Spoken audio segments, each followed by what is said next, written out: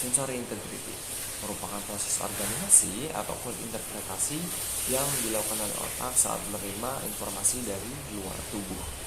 Informasi sensor ini bisa berupa sentuhan, gerakan, penglihatan, bau, dan juga suara. Kemudian teknik pemeriksaan sensor ini dilakukan ketika sadar dan bisa juga dalam posisi berbaring, duduk, ataupun juga berjalan. Nah, ini sesuai dengan pemeriksaan yang dilakukan. Nah, tidak semua pemeriksaan sensoris ini perlu dilakukan, tetapi hanya sesuai dengan kebutuhan kondisi pasien berdasarkan anamnesis saat persiapan. Sensory integrity test. Nah, sebelum melakukan tes, ada yang perlu diperhatikan. Yang pertama, penjelasan lengkap tentang tujuan pengujian harus diberikan. Kedua, pasien juga harus diberitahu bahwa kerjasama diperlukan untuk mendapatkan hasil tes yang akurat. Tiga, sangatlah penting bahwa pasien diminta untuk tidak menebak jika tidak yakin dengan respon yang benar. 4. Selama pemeriksaan, pasien harus dalam posisi santai dan juga nyaman. Sebaiknya tes dilakukan dalam keadaan pasien cukup istirahat. 5. Mengingat tingkat konsentrasi yang tinggi perlu diperlukan. Tidak mengherankan bahwa kelelahan dapat mempengaruhi hasil beberapa tes sensorik secara negatif. Untuk pemeriksaan yang pertama ada temperatur awareness, yang mana tes ini menentukan kemampuan untuk membedakan antara rangsangan hangat dan juga dingin. Nah, 2 tabung reaksi dengan sumbat diperlukan untuk pemeriksaan ini, air hangat dan juga air es. Nah, untuk responnya sendiri, pasien diminta untuk menjawab panas atau dingin setelah diaplikasikan kepada kulit. So, as you feel, this is normal sensation, right? Mm-hmm. This is warm and this is cold. Can you feel a difference there? Yes. Okay. And then over here, can you feel any difference here? No. Okay. And then can you feel difference here? Yes. Okay. And can you feel a difference over here? Yes. A little bit of difference there? Mm-hmm. How about here? Yes. Any difference? Can you feel a difference here? No. How about over here? No. Can you feel a difference here? Yes. And over here? Yes. In here? Yes. Can you feel the difference there? Yes. Okay.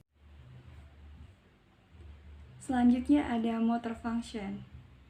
Setiap aktivitas yang dihasilkan dari stimulus neuron motorik, termasuk aktivitas kelenjar serta refleks dan kontraksi otot sadar dan tidak sadar, disebut dengan perilaku motorik. Motor kontrol merupakan serangkaian proses yang difokuskan pada kontrol dan koordinasi terhadap postur dan gerakan. Prinsip dasar dari kontrol motorik adalah adanya suatu perubahan baik fisik maupun psikis sesuai dengan masa pertumbuhannya, yang cenderung bersifat terus-menerus atau progres. Selanjutnya ada tactile localization. Tes ini berfungsi untuk menentukan kemampuan melokalisasi sensasi sentuhan pada kulit atau topognosis. Caranya, pasien diminta untuk mengidentifikasi titik spesifik penerapan stimulus, baik sentuhan menggunakan kapas atau ujung jari. Setelah setiap penerapan stimulus, pasien diberi waktu untuk merespon.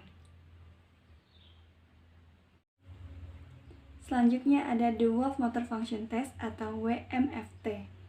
Adalah penilaian baru yang dikembangkan untuk mengukur peningkatan fungsional terhadap peristiwa hemiparetik dari kecelakaan cerebrovaskular atau CVA, atau dapat kita sebut dengan cedera otak, traumatis atau TBI.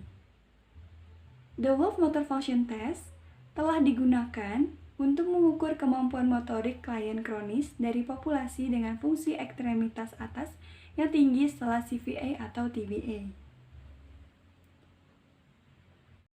Motor Function Amateur Ability Test atau AMAT adalah penilaian fungsional fungsi ekstremitas atas. Memotong daging, membuat sandwich, membuka toples, dan mengenakan kaos adalah beberapa tugas yang termasuk dalam tes ini.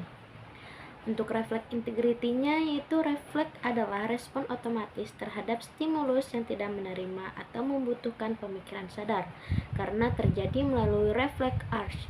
Refleks arch bertindak berdasarkan impuls sebelum impuls itu mencapai otak.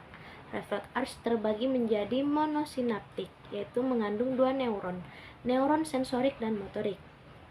Contoh refleks arch monosinaptik pada manusia juga termasuk refleks patella dan refleks Achilles. Polisinaptik yaitu beberapa interneuron atau juga disebut neuron relay yang menghubungkan antara neuron sensorik dan motorik di jalur refleks. Tipe-tipe refleks yaitu yang pertama superficial refleks, yaitu ada plantar respons, abdominal refleks, chiasmatic refleks, dan corneal refleks.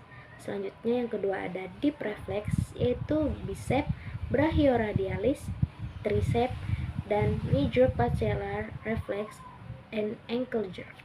Baik, selanjutnya saya akan menjelaskan mengenai tujuan dari tes refleks. Tes refleks dilakukan sebagai bagian dari pemeriksaan neurologis, baik pemeriksaan mini yang dilakukan untuk memastikan integritas spinal cord dengan cepat atau pemeriksaan yang lebih lengkap yang dilakukan untuk mendiagnosis keberadaan dan lokasi cedera pada area spine atau penyakit neuromuskular. Berikut saya akan menjelaskan mengenai teknik pemeriksaan untuk patellar reflex testing, di mana yang pertama kelompok otot harus dalam keadaan posisi netral dengan tidak meregang ataupun terstretch ataupun dalam keadaan berkontraksi. Lalu yang kedua, tendon yang melekat pada otot yang akan diuji harus diidentifikasi dengan jelas. Lalu yang ketiga, pukul tendon dengan cepat. Nah, pukulan ini seharusnya tidak menimbulkan rasa sakit.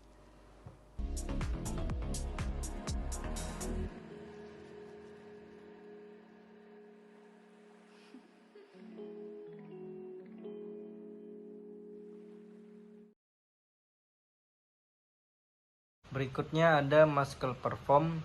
Yang pertama, agar otot dapat bergerak, otak harus mengirimkan pesan saraf listrik ke otot.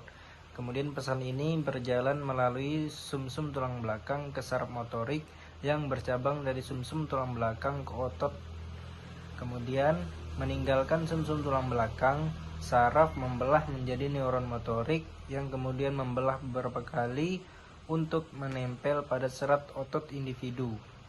Selanjutnya, ketika neuron bertemu serat otot, ada celah yang disebut sambungan neuromuskular atau celah sinaptik, di mana impuls saraf bekerja.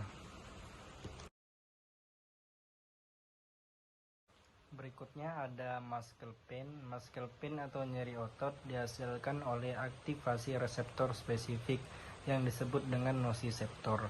Reseptor ini khusus untuk mendeteksi rangsangan yang secara objektif mampu merusak jaringan dan yang secara subjektif dapat menyakitkan. Mereka terdiri dari ujung saraf bebas dan terhubung ke sistem saraf pusat melalui serat tidak bermielin atau kelompok 4. Mereka dapat disensitisasi dan diaktifkan oleh rangsangan mekanis yang kuat, seperti trauma atau kelebihan beban mekanis, serta oleh mediator inflamasi endogen termasuk bradikinin, serotin, dan prostaglandin. Adapun alat untuk mengukur skala muscle pain atau nyeri otot ini ialah VAS atau Visual Analog Scale. Nah, alat ini digunakan fisioterapis untuk mempermudah komunikasi kepada pasien terhadap skala nyeri yang dirasakan oleh pasien. The patient reports the intensity of maximal pain at the time of the injury and the average pain for today using a modified numeric rating scale ranging from 0 to 10, where 0 reflects no pain and 10 reflects severe pain.